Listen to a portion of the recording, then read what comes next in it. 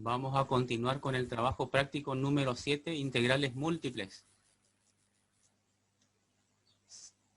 Vamos a ver uno de los conceptos de centro de masa y momentos de inercia.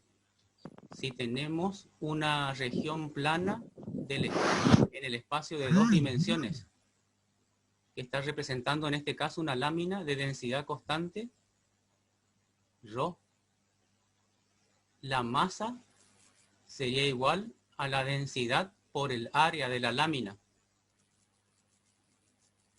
Y expresado el área como una integral doble, por tener la densidad puede salir adelante del símbolo de la integral. O también acá está colocado dentro del integrando. Y acá está aclarado que la densidad es constante, entonces densidad por el diferencial de área e integrando a lo largo de la región me permitiría obtener la masa de esa lámina. Y si la densidad es variable, la función densidad, que depende de x y de y, tiene que estar dentro del integrando para calcular la masa.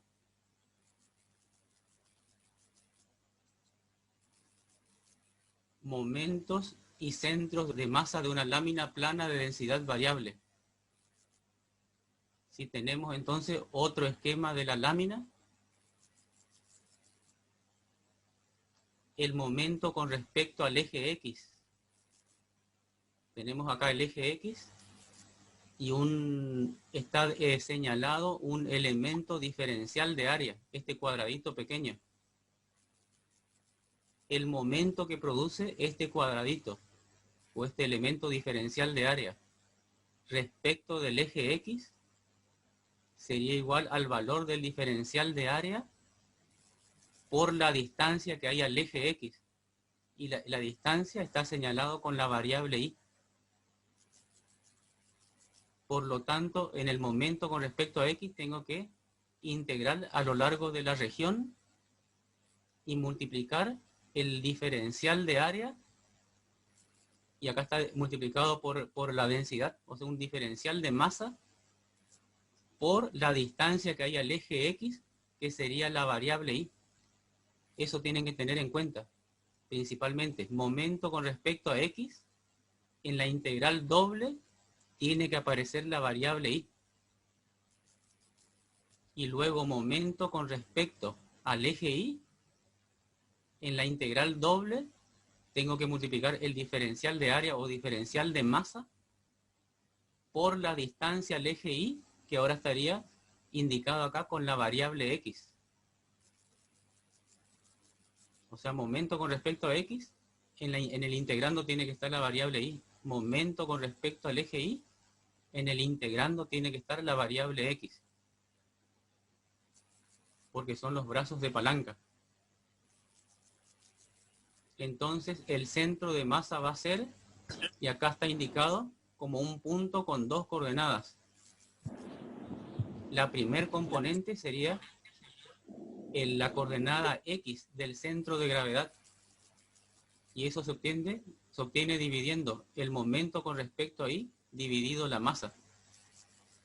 Y el IG, o la coordenada y del centro de gravedad, se obtiene dividiendo el momento con respecto al eje X dividido la masa. Momento con respecto al eje X va a ser igual a la masa por el IG. Y el IG va a ser el momento de X dividido la masa. Y de la misma forma, el XG va a ser el momento con respecto al eje Y dividido la masa.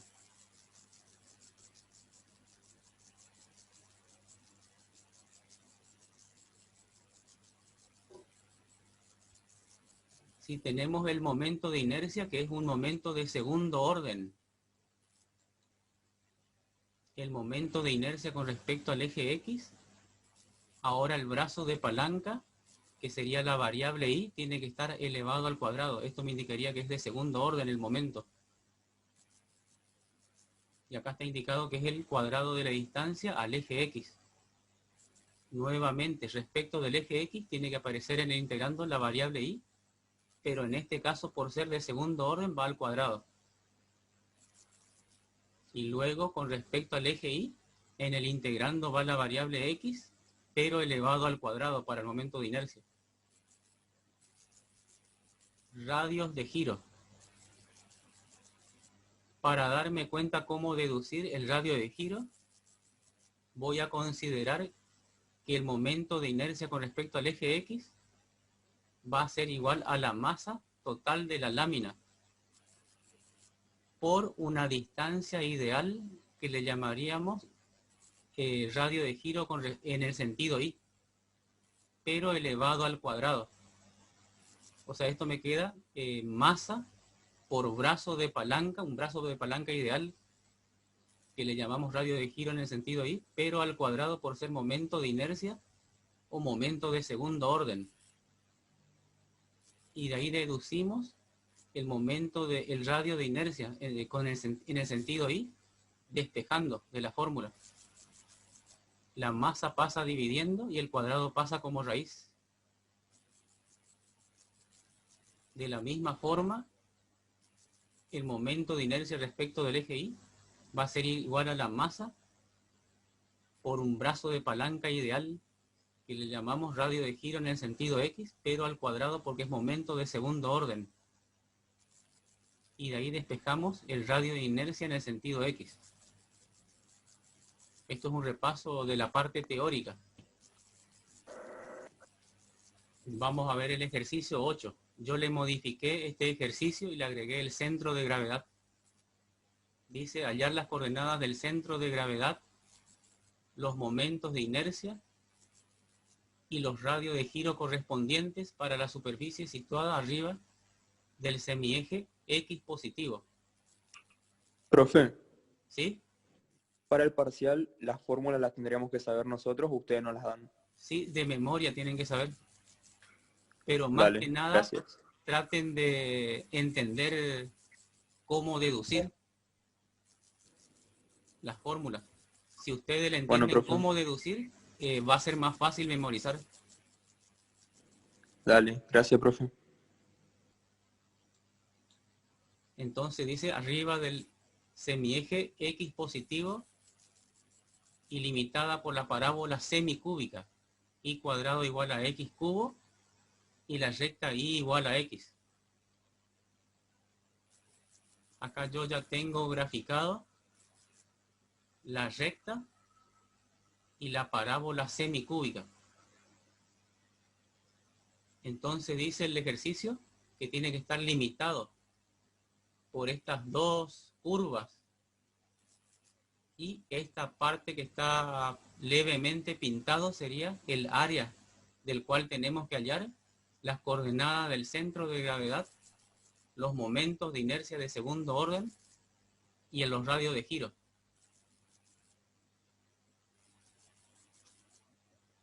Hay que definir primero, cuando tenemos el gráfico, el recinto de integración. Acá lo que podemos notar es que a X podemos hacerle variar desde 0 hasta el segundo punto de intersección. Y después ahí podemos hacerle variar desde la parábola semicúbica hasta la recta. Del gráfico podemos darnos cuenta de que el punto de intersección tiene coordenadas 1, 1. Pero conviene calcularlo analíticamente. Entonces lo que tendríamos que hacer es analíticamente asegurarnos que esa coordenada sea X igual a 1. E igual a 1. Entonces aplicamos el método de igualación. Igualamos la ecuación de una función o de una curva igual a la ecuación en este caso de la recta. Y acá tenemos una ecuación con una incógnita. Hay que hacerle algunos artificios matemáticos para llegar a despejar X. Acá yo elegí elevar todo al cuadrado. Elevo al cuadrado el primer miembro y elevo al cuadrado el segundo miembro, para poder simplificar el denominador del exponente que está dentro del paréntesis con el cuadrado de afuera. Y me queda x cubo igual a x cuadrado. Acá en esta expresión ya es más fácil despejar x. Le paso todo al primer miembro, le igualo a 0. ¿Qué paso les parece que tendría que hacer a continuación? Factor común. ¿Cuál sería el factor común? X cuadrado. Perfecto. O x. Acá podría haber sido x cuadrado.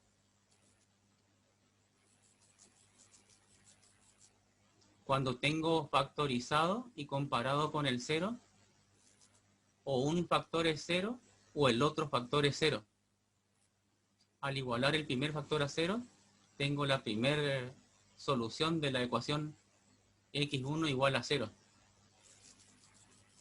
Y al igualar el otro factor a 0,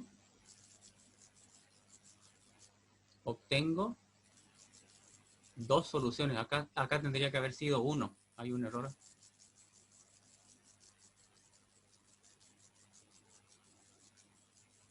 Una solución es 0 y la otra solución es 1. Este 1 me estaría indicando que efectivamente el punto de intersección que está acá en el gráfico tendría como coordenada x igual a 1. Esto siempre hay que verificar por las dudas, porque el gráfico puede tener un error y después ese error se puede acarrear en el cálculo. Entonces conviene calcular analíticamente los extremos de integración. Entonces tenemos que definir ahora el recinto. Quedamos que x va a variar desde punto a punto, desde 0 a 1, e y desde curva a curva. Entonces tenemos que x varía desde 0 a 1, e y varía desde la función piso, que sería x a la 3 medios, hasta la función techo, que sería y igual a x.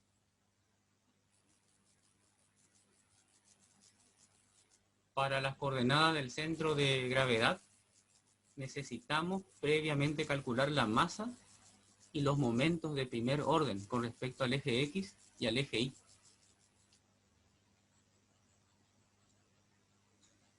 Entonces la masa va a ser la integral doble del diferencial de área. Acá estamos suponiendo que la densidad es constante y es unitaria. Por eso no entra en la expresión de la masa el valor de la función densidad o de la constante que indicaría la densidad. Una vez que se arma esta integral doble, hay que comenzar a resolver. Se integra respecto de y. Y tenemos y variando desde x a la 3 medios hasta x.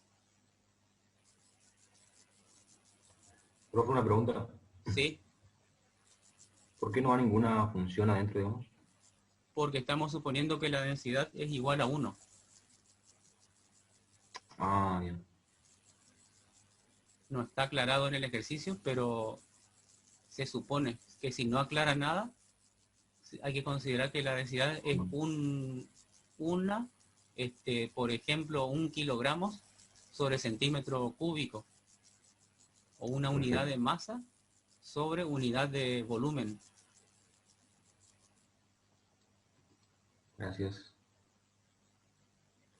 Entonces acá aplicamos la regla de Barrow y tendríamos el extremo superior menos el extremo inferior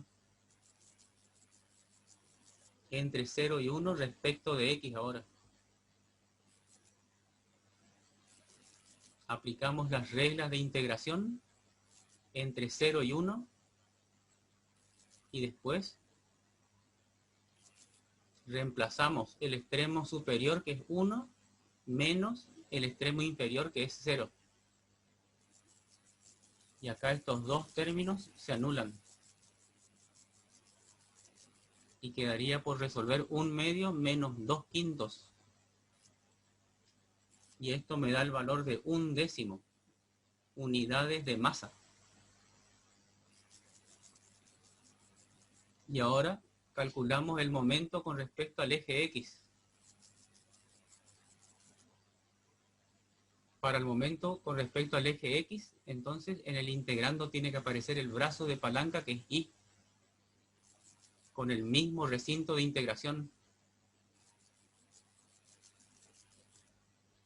Y ahora integramos respecto de Y, y la integral de Y sería Y cuadrado sobre 2 entre X a la 3 medios y X. Ahora aplicamos la regla de Barrow y podemos sacar el 1/2 adelante por ser una constante. Y me quedaría X cuadrado menos, y al reemplazar X a la 3 medios en el lugar de la Y, se me va a simplificar el cuadrado con el denominador del exponente de la X, y me queda X al cubo. Y ahora se sigue integrando, aplicando las reglas de integración, integrales inmediatas. Y me quedaría 1/2 X cubo sobre 3 menos X a la cuarta sobre 4 entre 0 y 1.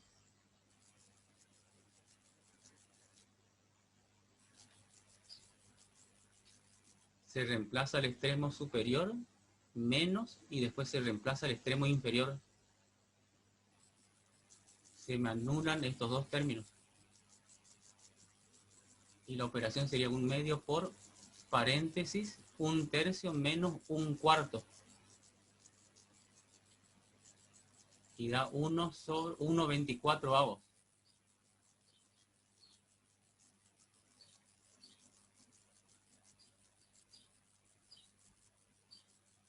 Y ahora el momento con respecto al eje Y,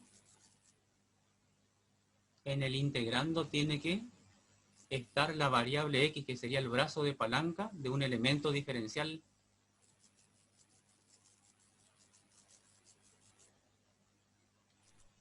Como se integra respecto de Y, y X es una constante para este caso, de acuerdo a las reglas de integración me quedaría X por Y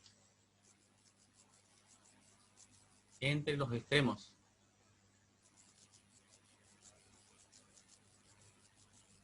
Y ahora se aplica la regla de Barrow. Se reemplaza el extremo superior en el lugar de la Y, menos, y después se reemplaza el extremo inferior.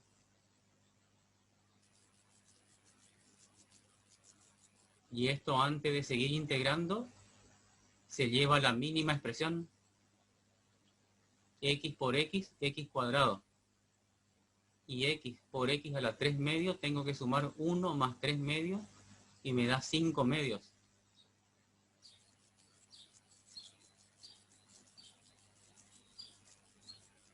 Y ahora se aplican las reglas de integración. X al cubo sobre 3 menos X al 5 medios, le sumo 1 y le divido por ese exponente, por 7 medios, entre 0 y 1. Acá lo que hice fue llevar a la mínima expresión el segundo término. El 7 medios se transforma en 2 séptimos, que le multiplica raíz cuadrada de X a la 7. El exponente fraccionario le llevé a raíz. No es obligatorio hacer esto, pero puede simplificar a veces los cálculos. Luego se reemplaza el extremo superior, menos, y a continuación se reemplaza el extremo inferior, donde se anulan estos dos términos. Y la operación quedaría como 1/3 menos 2 séptimos. que me da 1 sobre 21.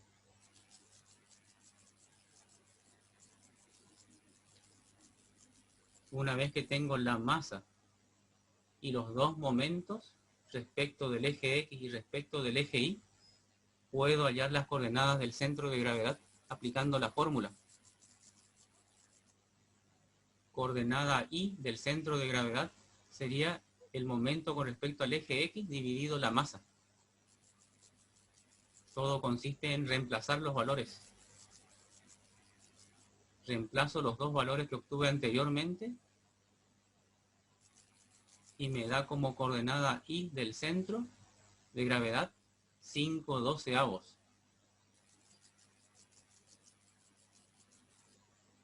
Después, para la coordenada X del centro de gravedad, aplico la fórmula. Momento respecto al eje Y dividido la masa. Reemplazo los valores y resuelvo. Y me da como coordenada X del centro de gravedad 10/21.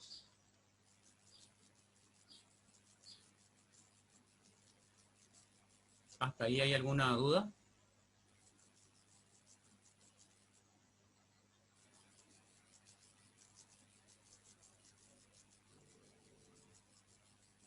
Después lo que se puede hacer es, en el gráfico, ubicar las coordenadas del centro de gravedad. Si bien no pide el ejercicio, es muy útil para saber aproximadamente dónde está ubicado y ver si es coherente el resultado que obtuvimos. Por ejemplo, la coordenada X del centro de gravedad es 10 sobre 21 y le llevo a una expresión decimal 0,48. Y la coordenada Y del centro de gravedad, la expresión decimal me da 0,42. Esto lo ubico en el gráfico, 0,48 y 0,42, y esta sería la ubicación del centro de gravedad. Es un punto ideal, digamos, si esto fuera, si supongamos recortáramos esta lámina y con un alfiler le pegamos en un pizarrón, justo en el centro de gravedad, no giraría la lámina, quedaría en la posición en la cual está. Sin embargo, si le colocamos en este punto, esto giraría en sentido horario para restablecer el equilibrio. O si le colocáramos, pincháramos en este punto, toda esta parte inferior ejercería un momento en sentido antihorario, pero colocado justo el alfiler en el centro de gravedad, que es donde está concentrado, por decir así, toda la masa, esto no va a girar ni hacia un lado ni hacia el otro. Va a quedar en la posición en la cual está. Tiene que ser más o menos coherente la ubicación del centro de gravedad con respecto a la distribución del área de la figura.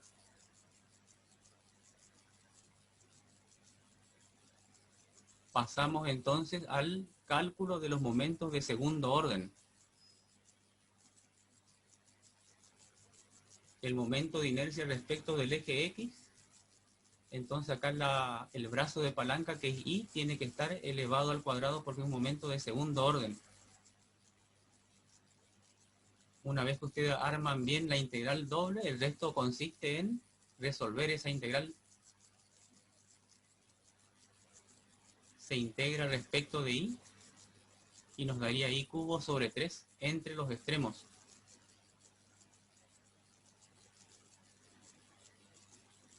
El 1/3 pasa delante de la integral por ser una constante y se reemplaza el extremo superior menos el extremo inferior. Y acá ya está multiplicado el 3/2 por 3 y me dan 9/2. Hay que tener en cuenta las propiedades de la potencia. X a la 3/2 elevado al cubo se multiplican los exponentes y da 9 medios.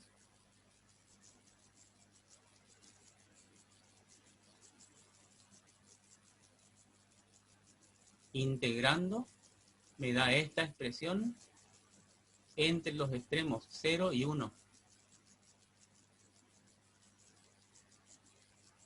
Y acá directamente se puede ya reemplazar el extremo superior menos y acá el 0, que es el extremo inferior, y se anularían estos dos términos.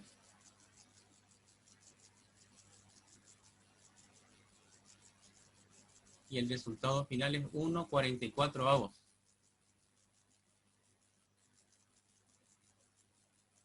Ahora pasamos al momento de inercia respecto del eje Y, donde el brazo de palanca del elemento diferencial respecto del eje Y estaría indicado por la variable X, la distancia X, en el sentido X.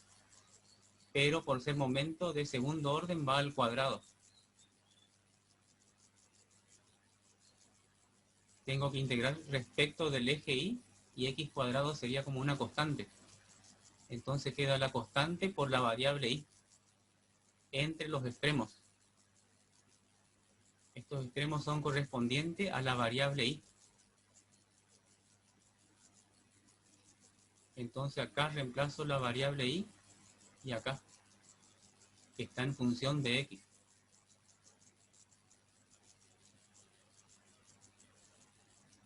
Se lleva primero a la mínima expresión, se sumaría 2 más 1 y me queda X al cubo. Y acá 2 más 3 medios. Y me queda X a las 7 medios.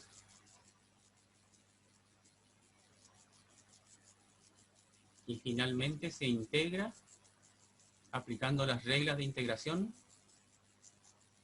entre 0 y 1. Se reemplazan los extremos. Estos términos se anulan. Y la operación sería 1/4 menos 2/9. Y nos da 1/36.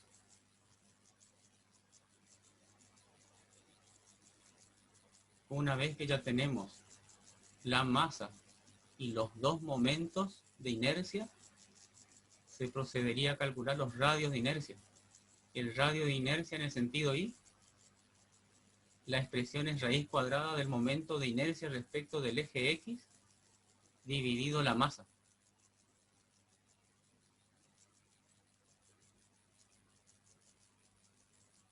Se reemplazan los valores obtenidos anteriormente y esto es un número irracional, queda raíz de 5/22.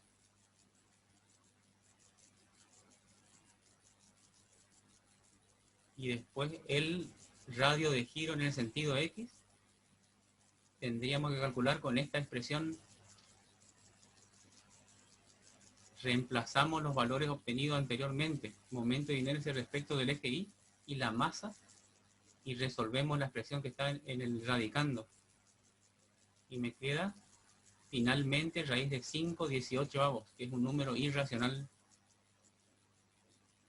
Voy a mostrar un ejemplo que se utiliza mucho en ingeniería. Por ejemplo, si tenemos esta viga que está sometida a una carga distribuida y tenemos el diagrama de momentos, que sería el que está en la parte inferior.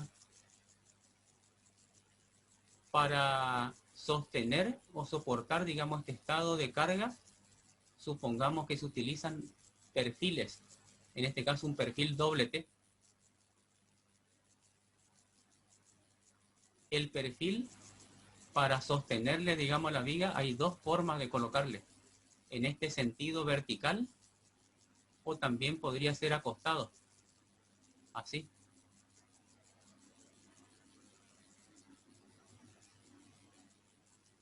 Y resulta ser de que la distribución de tensión a la cual va a estar sometido va a tener esta forma.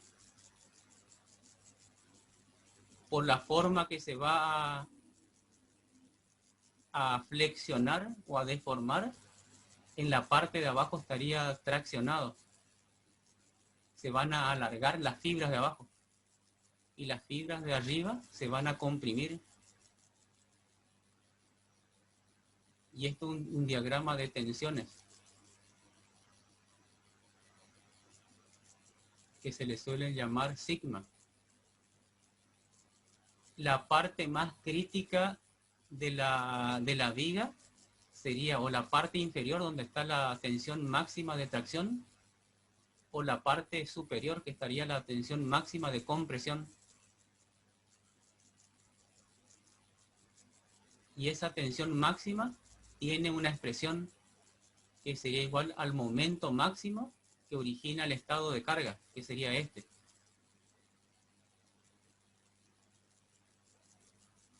Por el I máximo, que sería la distancia que hay desde el centro de gravedad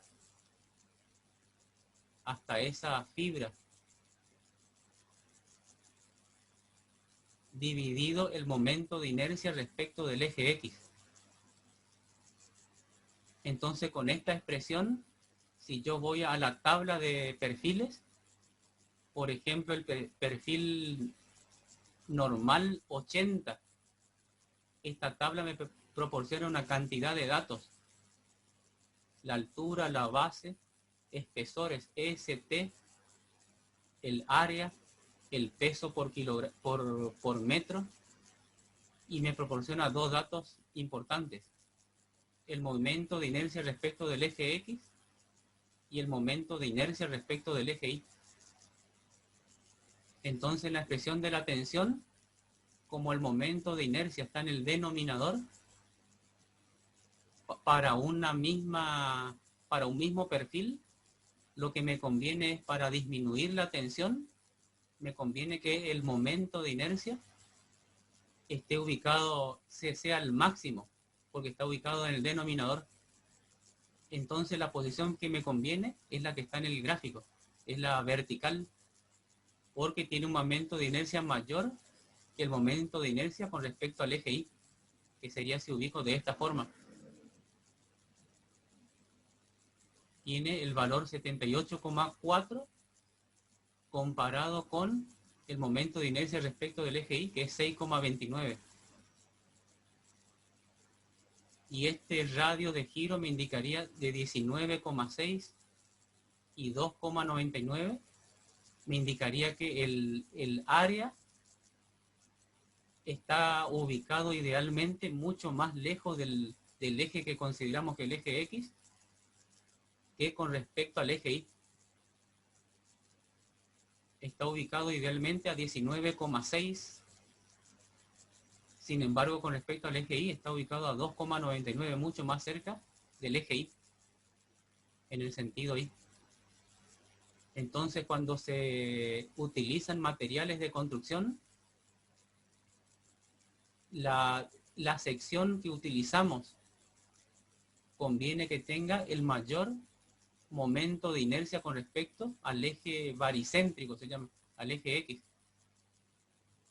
Es importante entonces este detalle del momento de inercia que sea máximo.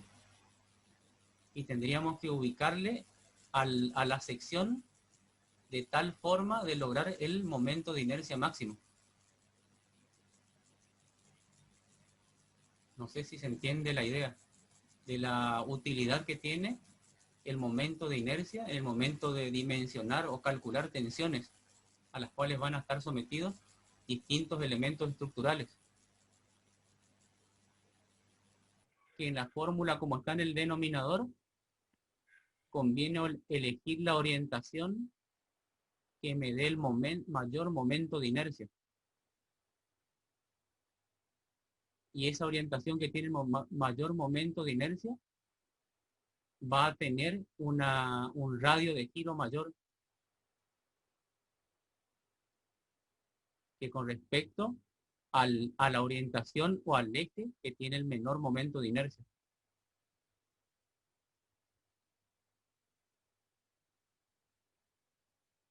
Este sería el radio de inercia con respecto al eje X. Y este el radio de inercia respecto del eje Y. Profe, ¿Sí? En la fórmula, vi en la fórmula que está arriba, arriba de la viga, ¿qué significan los términos que están en el numerador?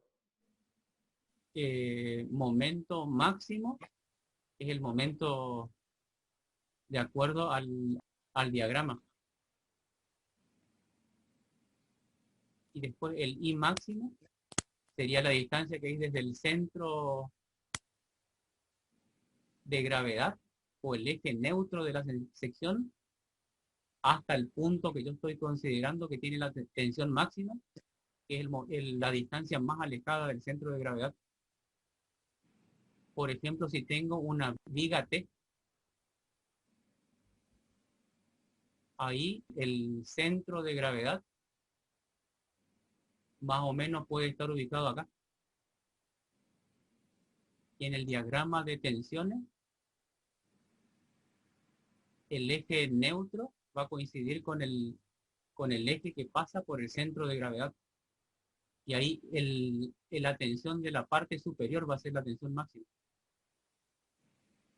Y este va a ser una tensión, vamos a llamarle una tensión 2. En este caso, por ser simétrico, ambos son tensiones máximas. Pero si es asimétrico, digamos, y el eje neutro ya no está ubicado, o el baricentro, en la mitad de la altura, de acuerdo al diagrama, en este caso, en la parte superior estaría ubicado la tensión máxima. O sea que ahí tendría que utilizar esta distancia para el I máximo, que va a ir acá. Va a estar en peores condiciones tensionales este punto de la sección con respecto a este. Este va a estar sometido a menor tensión. Este va a ser el punto más crítico. Y después este es el momento de inercia con respecto al eje X, y el eje X tiene que pasar por el baricentro. Este sería mi eje X.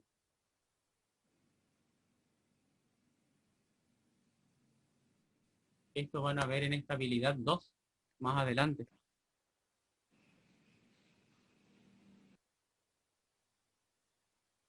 Pasamos al ejercicio siguiente.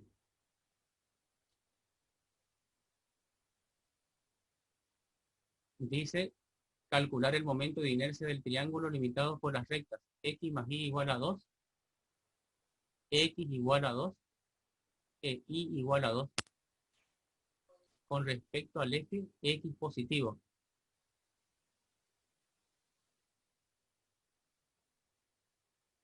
Acá tengo ya graficadas las tres rectas.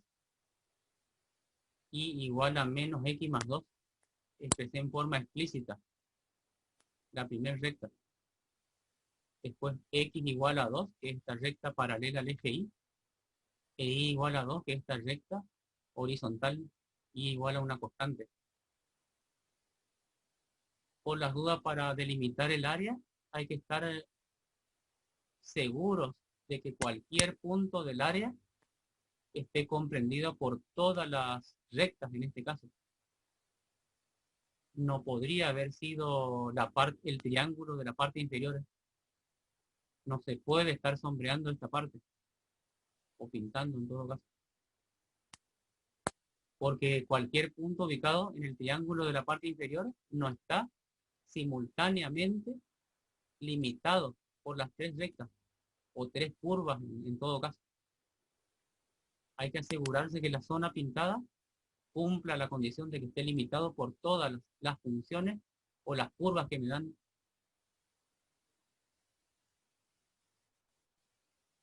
Y una vez que tengo determinado entonces el área, hay que hallar el recinto de integración. Y acá veo que esta área puede estar bien limitada en el sentido X de punto a punto, desde 0 hasta 2. Y en el sentido Y, desde curva a curva. En este caso, desde esta recta hasta esta recta. Entonces, X considero que varía desde punto a punto, 0 a 2. Y Y varía desde esta recta, pero en este sentido, hasta esta recta. Desde menos X más 2 hasta esta recta que es igual Y igual a 2. ¿Cuál era tu pregunta? Que si nosotros tomamos como constante la variable y, o sea que varíe desde 0 a 2 en y en x, desde la recta como piso que sería la inclinada hasta x igual a 2. Sí. X puede ser desde menos y más 2 hasta x igual a 2. Es otra posibilidad. Bien, se pueden tomar o la primera posibilidad o la segunda posibilidad. Para este caso se presta para las dos posibilidades. Claro, no, yo quería saber si no pasa nada si hacemos el No, otro lado, o sea, va a dar el mismo resultado. Pero bueno, hay, digamos, áreas que están delimitadas por ciertas funciones que conviene una sola, o sea, conviene una posibilidad porque las funciones son más sencillas. sí, profe. Hay que mirar nomás esta expresión comparado con el grado de complejidad que va a tener esta, que son prácticamente las mismas. Pero si este fuera una función cuadrática, por ejemplo, y mayor o igual que menos x cuadrado más 2, acá se va a quedar una expresión con una raíz y se puede complicar a la hora de integrar la otra posibilidad.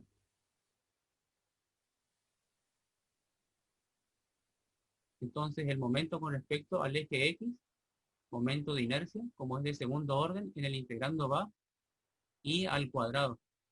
Acá ubico los extremos de x y de y. Integro respecto a la variable y y me queda y cubo sobre 3 entre menos x más 2 y 2. Reemplazo los extremos y acá me queda el cubo de un binomio. ¿Qué les parece que se podría hacer acá para seguir integrando? ¿Qué paso? Sustitución, profe. ¿Sí? No conviene en este caso hacer el cubo del binomio, porque va a dar una expresión muy larga, pero se presta esta expresión para aplicar sustitución. Acá le descompuse en dos integrales, entonces esta segunda integral por sustitución. Entonces, integrando me quedaría un tercio por 8x menos, y aplicando sustitución, lo que se puede hacer acá es como tengo una función lineal en la base de la potencia, lo que puedo hacer es aplicar la regla, le aumento en 1 el exponente y me queda 4. Le divido por 4 y le multiplico por el coeficiente principal de la función lineal, que sería menos 1. Es una manera simplificada de aplicar sustitución. No sé si se entiende. Por ejemplo, si tengo ax más b a la n diferencial de x, esto sería ax más b a la n más 1 sobre n más 1 por a, por el coeficiente principal. Si no se acuerdan de esta manera simplificada, tienen que hacer el cambio de variables. U igual a menos x más 2 y hacen todo el procedimiento de aplicar el método de sustitución. Después se reemplazan los extremos y acá este segundo término se me anula. Y acá este término también se me anula. Entonces resolveríamos 8 por 2, 16. Y acá dentro de este paréntesis queda 2 a la cuarta, que es 16 sobre 4. Y esto resolviendo me da el valor 4 como valor o resultado final del momento de inercia respecto del eje X. Pasamos al 11. dice resolver las siguientes integrales triples y nos dan dos integrales triples. Acá en la primer integral triple notamos que el primer diferencial es diferencial de x, pero en los extremos tengo una función de x en este caso. ¿Puede ser posible que x varíe desde 0 hasta 2 menos x? No, profe. Y por ejemplo, el segundo diferencial es el diferencial de y. Este sí puede ser. Que y varíe desde 0 hasta 1 menos x. Y z desde 0 a 1 también estaría bien. Entonces, como este diferencial está mal ubicado y no tengo más elementos para darme cuenta, le alteré todo el orden, de tal manera que sea coherente porque no tengo elementos para darme cuenta. Acá le coloqué diferencial de z, porque es coherente que z varíe desde 0 hasta 2 menos x. A continuación, le mantuve el diferencial de y, porque y bien puede variar desde 0 hasta 1 menos x. Y a lo último le coloqué el diferencial de x, o sea, le hice este intercambio. Y acá x es coherente que pueda variar desde 0 hasta 1. Los primeros extremos tienen que ser punto y punto. Hay que tener cuidado con eso. Y los extremos de las otras integrales. Profe, ¿Sí? pero si le cambiamos, por ejemplo, por la y nomás, ¿estaría bien? O sea, intercambiar el diferencial de x con el de y. O sea, colocar acá diferencial de y y diferencial de x. Claro. El diferencial de x estaría mal ubicado. Al estar acá, te indicaría que x varía desde 0 hasta 1 menos x. No es correcto esta posibilidad. Profe, ¿Sí? vio que usted dijo que no tienen las herramientas para darse cuenta. Una herramienta podría ser la gráfica, ¿no? Exactamente, sí. Si tuviéramos previamente el gráfico y esta integral triple me está proporcionando eventualmente el volumen, pero acá está multiplicado por x, y, z, o la masa. Supongamos que esto sea la densidad, que depende de x, y, z. Con el gráfico podría darme cuenta cuáles son los verdaderos extremos de integración para cada variable. Pero acá no tengo. Entonces la asigno arbitrariamente de tal manera que sea coherente la ubicación, que se pueda resolver, digamos, la integral. Entonces el primer paso sería integrar respecto de z. Y acá tengo xy por z cuadrado sobre 2 entre 0 y 2 menos x. Reemplazo el extremo superior y el extremo inferior y me quedaría xy por 2 menos x al cuadrado. A continuación, integro respecto de y con estos extremos. Y acá tengo x al principio y al final este factor que está dependiendo de x. Entonces, aplicando la regla sería y cuadrado sobre 2. Y las dos expresiones de x se mantienen entre los extremos 0 y 1 menos x. Reemplazando el extremo superior y el extremo inferior, me quedaría esta expresión.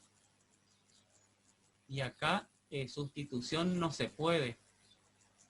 La única manera sería elevar los cuadrados de los binomios y hacer la propiedad distributiva. Y me queda esta función polinómica. Esto después ustedes le verifican. Y después, descomponiendo o aplicando la integral a cada término, obtengo toda esta expresión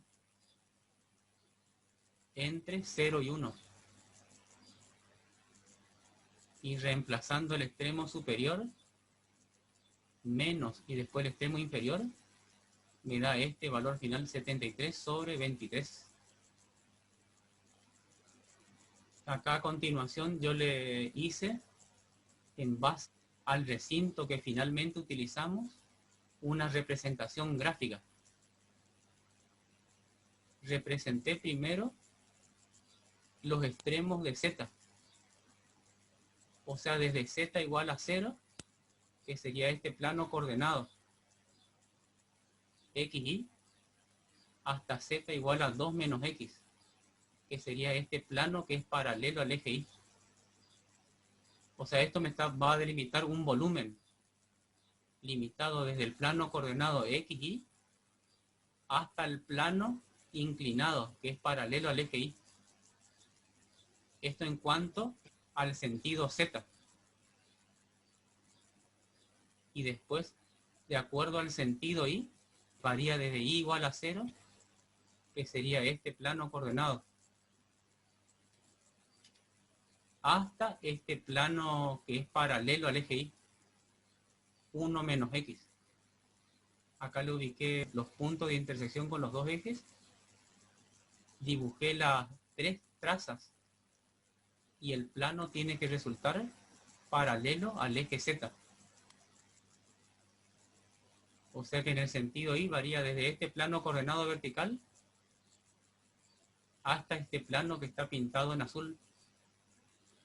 Y después en el sentido x queda de punto a punto, de 0 a 1.